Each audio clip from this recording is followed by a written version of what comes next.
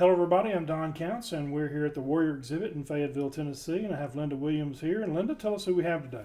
Don, today we have Mason Jett, and I believe he's the youngest uh, veteran that we've interviewed, and he was in the Army for 3 years. How old are you?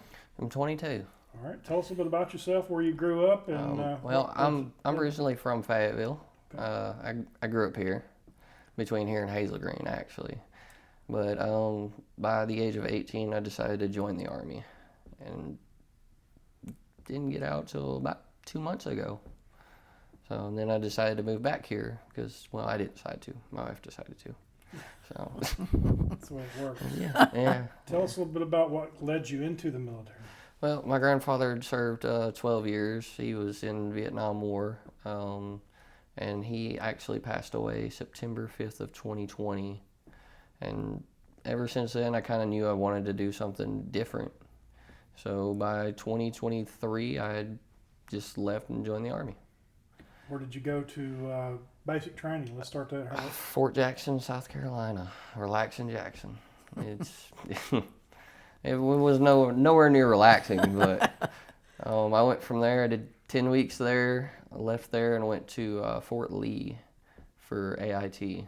So I did 14 weeks there. Then they sent me to El Paso, Texas at Fort Bliss. Tell us a bit about basic training. What all was involved, and how hard was it? I mean, well, everyone that kind of joined within our squad passed. They didn't really have as many standards as they used to. But, you know, they encouraged everybody to at least put their all into it, and that's what got everybody through it. So it was a little challenging at times because, you know, you'd go weeks without talking to family, friends, anybody that you knew, but you kind of made your own family through there. So what'd you wind up doing in the military? I joined to be a 91 Bravo, which is wheeled vehicle mechanic. So. Oh, pardon, what? Wheeled vehicle mechanic. Okay. Yep. What is that exactly? You basically work on Humvees, JLTVs, PLSs, LMTVs, anything that's got a motor, you're basically working on. So have you used that since you got out of the service in your new job? When I got out of the service, I actually started running my own shop. And so I took everything I learned from there, and I've been building off of that and making my own kind of side business to it. So, but I currently work at Toledo's as a die setter because it still applies mechanics.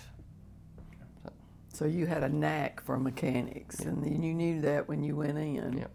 That's why I joined to be a wheeled vehicle mechanic, because I wanted to push for my certifications through the Army, and I've gotten 22 out of 23 so far. How about what all did you do after basic training, and what all did you do during your 3 years?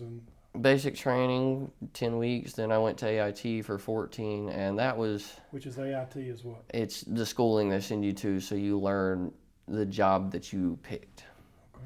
And so it was not as challenging. They allowed us to have our phone more, but it was more strict than basic kind of was, because you had to wake up earlier.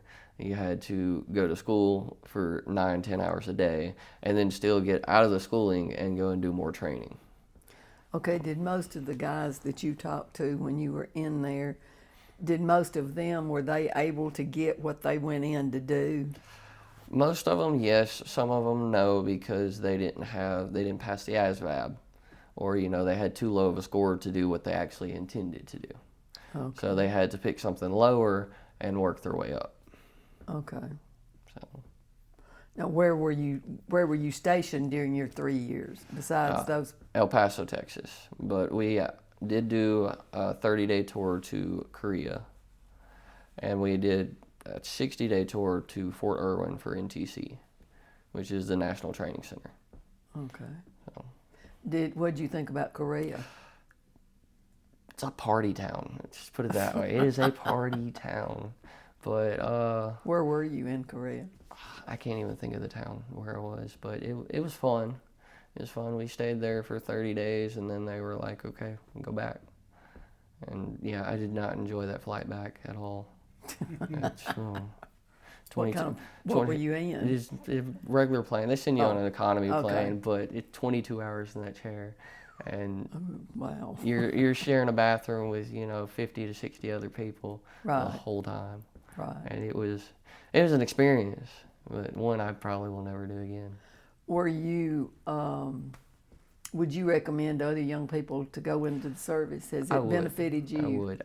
Well, it taught me, before I didn't really have a work ethic. I didn't really want to get up and, I'd stay in bed till 11, 12 o'clock every day.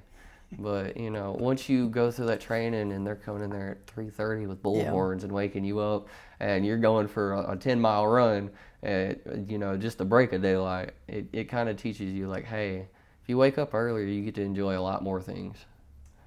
You stay in touch with any of your friends that you had? I contact a few of them. A few of them I've kind of just dropped off because they've got their own lives going. But the ones that I was close to, I still contact, every now and then.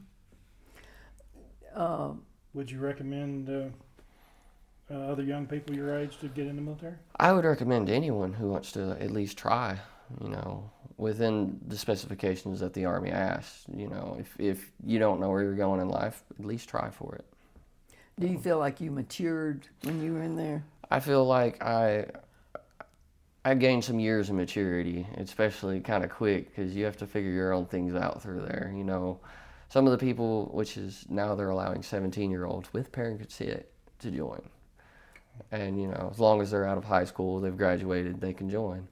And, there's some of those that are in there and you sit there and think, okay, they're 17, but they've got to go to a whole nother duty station. They have to find a way to get their own place and do this if they're not staying in the barracks.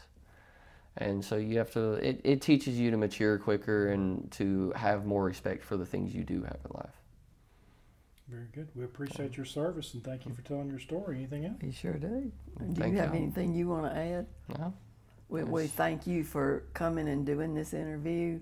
And I think it's good for other young people to see somebody that's been there, more their age. Yeah.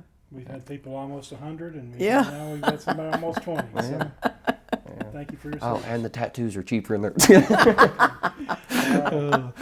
you very much. Thank Thank you. you.